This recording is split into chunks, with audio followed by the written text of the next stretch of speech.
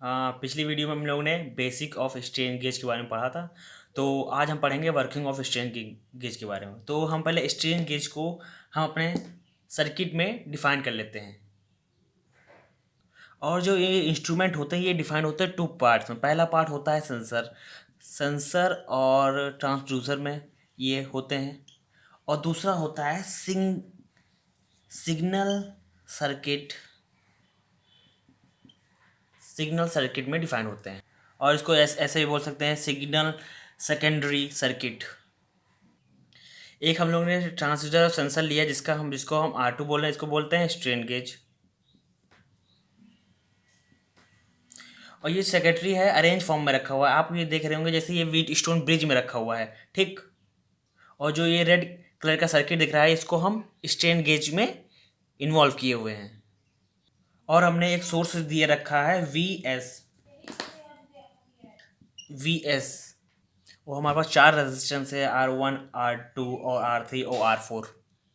कभी कभी क्वेश्चन में आ जाता है कि इन चारों में रजिस्टर में से R1, R2 और R3 में कौन सा एक्सचेंज गेन से कौन सा रजिस्टर है। जो रेड कलर में जो आपको मिलेगा, इस तरह मिलेगा, वो हमारा एक्सचेंज गेज होता है। तो ये देखिए, पहले हम लोग ने यहाँ कोई आउटपुट नहीं लिया है, ठीक। तो हमने लिया है वीएस, लिया है सब पावर फोर्स लिया है, सोर्स लिया है और रजिस्टर लिया R1, R2, R3, R4। तो हम यहाँ पे एक आउटपुट लेंगे। आउटपुट क्या लेंगे? एक प्लस साइन होगा, एक माइनस साइन होगा। तो ये हमारा आउटपुट आउटपुट क्या होगा? Bridge, V bridge.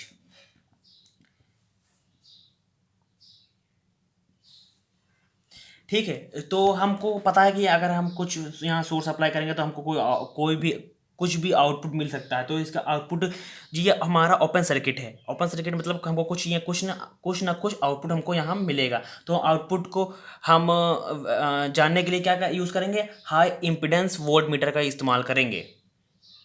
इसमें हम लोग ने चार्ज लिया है, टर्मिनल लिया है, पॉजिटिव नेगेटिव को अभी ब्रिज में हमने डिफाइन किया है। और हमारा यहाँ पे जो इम्पिडेंस है हाई होना चाहिए, क्योंकि इम्पिडेंस हाई होने का मतलब है अगर हमारा इम्पिडेंस हाई होगा तो मीटर, जो हमारा जो मीटर है लगा हुआ है, वो एनर्जी कंज्यूम ना नहीं करेगा, नहीं कर सकता। बट ऐसा कुछ होता नहीं है, ठीक। जो हमारी जो फाइनाइट एरर वैल्यू एग्जिस्ट करती है, ठीक। यहाँ पे जो हमारा ये जीरो होता नहीं, मगर आइडली हम ये मान के चलते हैं हमारा वैल्यू यहाँ जीरो होती है।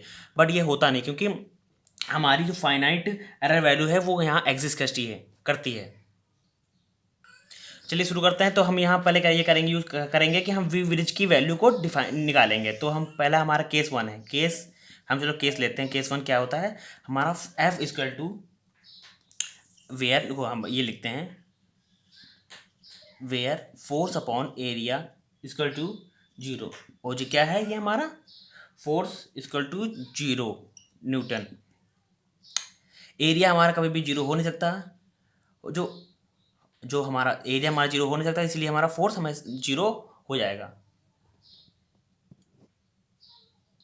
ये हमारा क्या है? अनस्ट्रेन अनसर्टेन रजिस्टर रेजिस्टेंस अनस्ट्रेन रेजिस्टेंस। ये हम लोग पिछली वीडियो में पढ़ चुके हैं। तो ये हमारा अनसर्टेन रेजिस्टेंस है। तो अगर हम ये अनसर्टेन रेजिस्टेंस है तो हमारा R1, R2 और R3 और R4 की वैल्यू इक्वल होगी। R1, R2, R3, R4 की वैल्यू R के इक्वल होगी। इसकी ये होता है कि हमारा जो ये हमारा स्ट्रेन गेज लगा हुआ है, तो इसमें कोई एक्सटर्नल फोर्स अभी इस्तेमाल नहीं हो, क्योंकि ये इसलिए इस्तेमाल नहीं, क्योंकि हमने ये अनसर्टेन रेजिस्टेंस मान लिया है।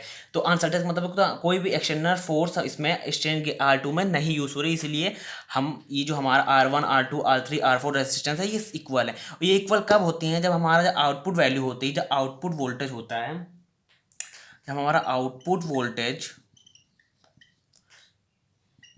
इज जीरो, ये हमारी इक्वल कंडीशन पे आती है। जब कोई भी जब एक्सटर्नल फोर्स नहीं अप्लाई करता होता है, तो हमारा R1, R2 और R3 की R4 की वैल्यू हमारी हमारे से जीरो होती है। अब केस टू की वैल्यू लेते हैं। यहाँ पे हम वी ब्रिज लगा हुआ है, जो हमारा वोल्ट मीटर है, वोल्ट मीटर का मतलब वैल्यू जीरो होती है। ये हाई इम्पिडेंस होता है। जैसे हाई इम्पिडेंस इसलिए होता है कि हमारे जो मीटर है ज़्यादा एनर्जी कंज्यूम ना कर पाए। तो हम केस टू की बात करते हैं। केस टू में where F where F upon A does not equal to zero और force equal to does not equal to zero, that is ये हमारा न्यूटन है। और इसको इस कंडीशन को बोलेंगे इस कंडीशन को बोलेंगे हम लोग certain certain resistance. Certain resistance क्यों बोलेंगे? क्योंकि हमारा फोर्स, इनफाइनाइट फोर्स हमारा यहाँ पे इन्वॉल्व हो रहा है। इनफाइनाइट फोर्स हमारा इन्वॉल्व हो रहा है, मतलब हमारा यहाँ फोर्स यहाँ इक्वल टू जीरो था, तो हमारा अब तो अनसर्टेन रेजिस्टेंस बोल सकते थे। अब हमारा फोर्स यहाँ पे इनफाइनाइट वैल्यू ले रहा है, जीरो नहीं है, तो हम यहाँ बोलेंगे सर्टेन रेजिस्टेंस है। तो सर्टेन रेजिस्टेंस का मतलब होता है कि हमारा सर्टेन रेजिस्टेंस का मतलब कि हमारा कोई फोर्स है, हमारा स्ट्रेन गेज मतलब R2 रेजिस्टेंस में अप्लाइड हो रहा है, यहाँ चेंजेस हो रहे हैं। तो चेंजेस होने का मतलब, तो जो अभी हम अप्लाई करेंगे, हमको ये पता है कि हमारा R2 स्ट्रेन गेज है, तो हमारा इससे R1 R3 R4 से कोई मतलब नहीं है। तो R3 R2 को हमारा जब स्ट्रेन गेज हम मान लें, तो इस पर हम एक्सटर्नल फोर्स अप्लाइड हो रहा है। एक्सटर्नल फोर्स अप्लाइड होने के बाद तो हमारे R1 R3 R4 की वैल्यू हो जाएगी R1 इक्वल टू R2 और इक्वल R2 ने सॉरी R3 और R4 की वैल्यू हो जाएगी R के इक्वल। बट हमारा R2 में हमारी एक्सटर्नल वैल्यू पर फोर्स अप्लाइड हो रहा है। फोर्स अप्लाइड मतलब हमारी पहले R2 की वैल्यू थी R, बट हमारा जब इसमें फोर्स अप्लाइड हुआ तो हमारा इसकी वैल्यू चेंज होगी। इसकी वैल्यू चेंज होने के बाद हमारा हो जाएगी डेल्टा R। डेल्टा मतलब हमारा R plus delta R, sorry ये हम नहीं लिखा है, ये होगा सॉरी ये दिख नहीं होगा, ये R प्लस डेल्टा R हो जाएगी वैल्यू। ये R प्लस डेल्टा R की वैल्यू अगर हो गई तो अब ये मान, अभी हम चलते कि हमारा जो R2 है, R2 की वैल्यू होगी R प्लस डेल्टा R।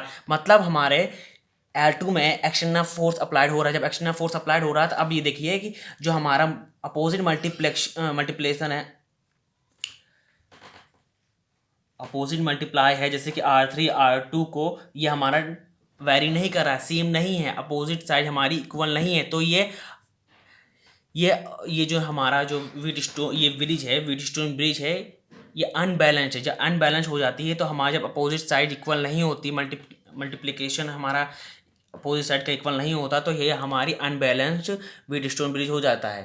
तो जब ये अनबैलेंस हो जाता है तो इसमें जो वी वी ब्रिज पे जो हाई इम्पिडेंस होगा, जो इसलिए यूज़ करते हैं, जो हमारा जो मीटर है लेस एनर्जी कंज्यूम कर पाए। तो हम ये करेंगे कि हम वी ब्रिज की कंडीशन हम लोग निकालेंगे। अब हम वी ब्रिज की वैल्यू डिफाइन करेंगे। वी ब्रिज, अब ये देखेंगे वी ब्रिज का ये पॉइंट हमारा ये पॉजिटिव टर्मिनल को डिफाइन कर रहा है, ये निगेटिव टर्मिनल को इसको डिफाइन कर रहा है। निगेटिव टर्मिनल इस पॉइंट को डिफाइन कर रहा है, पॉजिटिव टर्मिनल इस पॉइंट को। अब हम ये जो डिफाइन करेंगे, ये देखिए हमारा ये टर्मिनल पॉजिटिव डिफाइन कर रहा है, ये निगेटिव डिफाइन कर रहा है।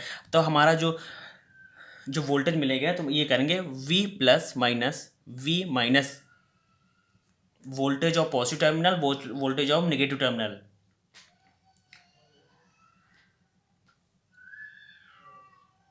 अब हम लिखेंगे कि वी प्लस की वैल्यू इंडिविजुअली लिखेंगे और वी माइनस की इंडिविजुअली वैल्यू लिखेंगे।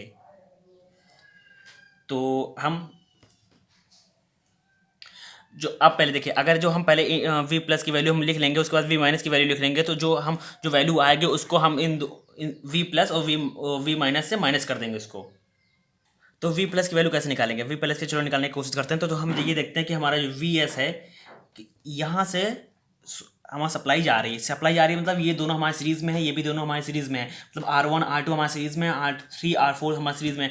तो हम ये चेक करेंगे कि जो हमारा जो ये ब्रिज है, मतलब ये हम ओपन सर्किट डायग्राम है। ओपन सर्किट डायग्राम मतलब कि यहाँ पे कोई भी वायर कनेक्ट नहीं है, मतलब कोई भी करंट फ्लो नहीं कर रही है, मतलब हमारे पास कोई भी करंट फ्लो नहीं हुआ, मतलब हम पूरी ज़्यादा करंट नहीं फ्लो करें, मिनिमम कोई भी करंट फ्लो कर सकती है, मिनिमम वैल्यू करंट फ्लो कर सकती है। बट हमारे पास यहाँ पे हम ये देख सकते हैं कि ओपन सर्किट डायग्राम है।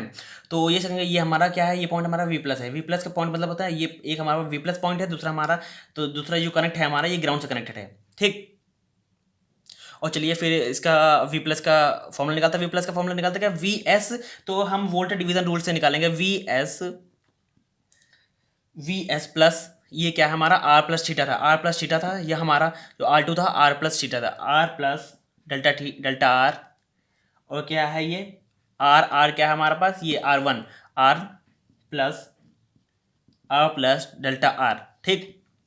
ये क्योंकि हमारे पास ये भी दोनों सीरीज में थे, ये भी दोनों सीरीज में थे, तो इसलिए हमने ये फॉर्मूला लगा लिया। अब हमका माइनस, अब ये देखते हैं ये जो वी एस सप्लाई हो रहा है, जो हमारे इसमें सप्लाई होगा, ये दोनों सीरीज में, तो मतलब वी माइनस का हमारा वी माइनस ये पॉइंट है, तो हम इसको डिफाइन कर रहे हैं, ठीक। ये पॉइंट को वी माइनस को डिफाइन कर रहा है।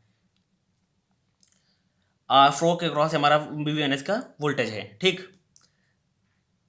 माइनस वी एस, R4 की वैल्यू है आर, R3 प्लस R3 की वैल्यू भी हमारे पास R है, R4 की हमारी वैल्यू R है, R1 की भी हमारी वैल्यू R है, ठीक। तो R2 की वैल्यू क्या है, R प्लस डेल्टा R है, ठीक।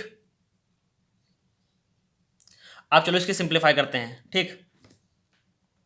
तो V bridge equal to V S, sorry into, ये इंटू है R plus del R upon 2R plus del R minus V S R upon 2R, ठीक। इसको और सिंप्लीफाई करते हैं तो हमारा R कट जाएगा हमारा, तो क्या आएगा वी एस, डिनोमिनेटर और डिनोमिनेटर कट जाएगा, V S delta R plus delta R,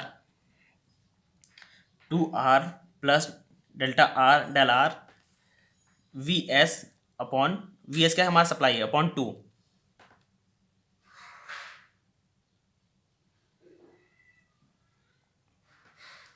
अब दोनों को हम ये क्रॉस मल्टीप्लाई कर लेंगे, ठीक। तो V bridge 2VS R plus del R minus V 2R plus del R upon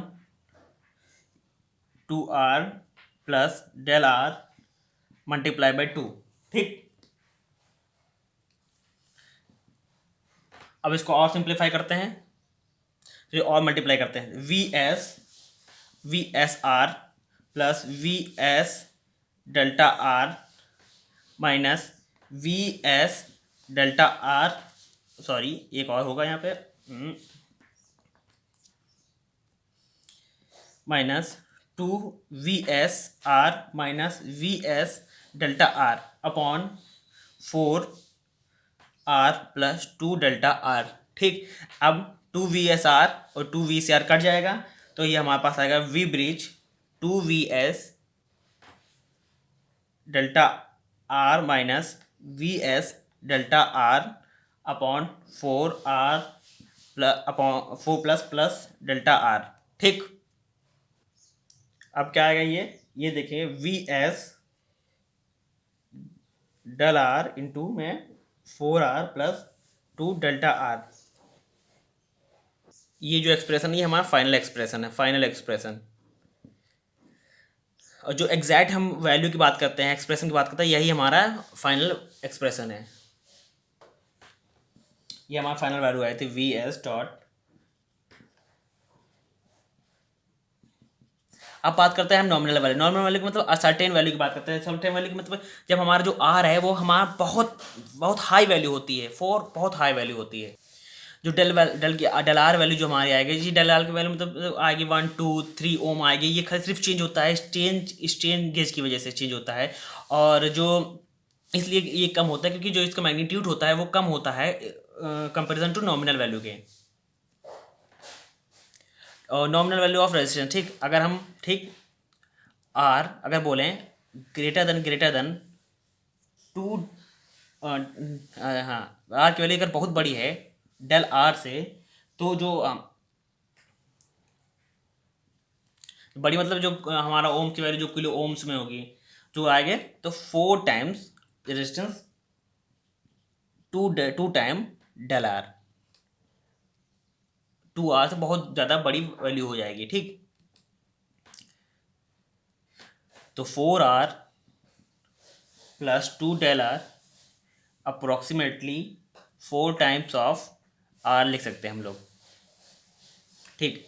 तो वी ब्रिज के क्वेश्चन बन जाएगा V S into del R 4 time of R, ठीक। तो ये लिख लेंगे हम लोग V S upon 4 dot del R upon are,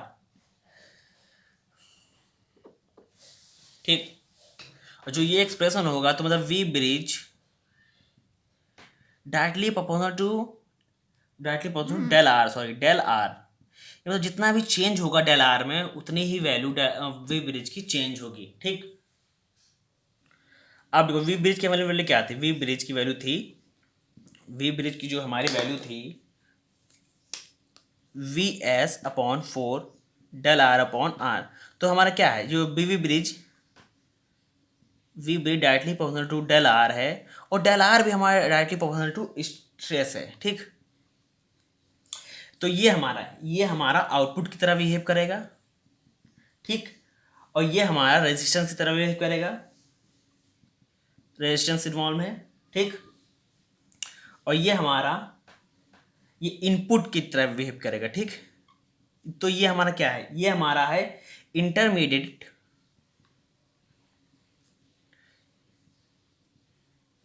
ये इंटरमीडिएट क्वांटिटी है ये हमारी, और ये हमारी जो ये चीज़ है, और ये जो हमारा जो वी ब्रिज है ये आउटपुट है, और ये हमारा इलेक्ट्रिकल आउटपुट को डिफाइन करेंगे, ठीक। ठीक, तो यही हमारा एक एक्चुअल डिफिनेशन है, यही हमारी रियल डिफिनेशन है।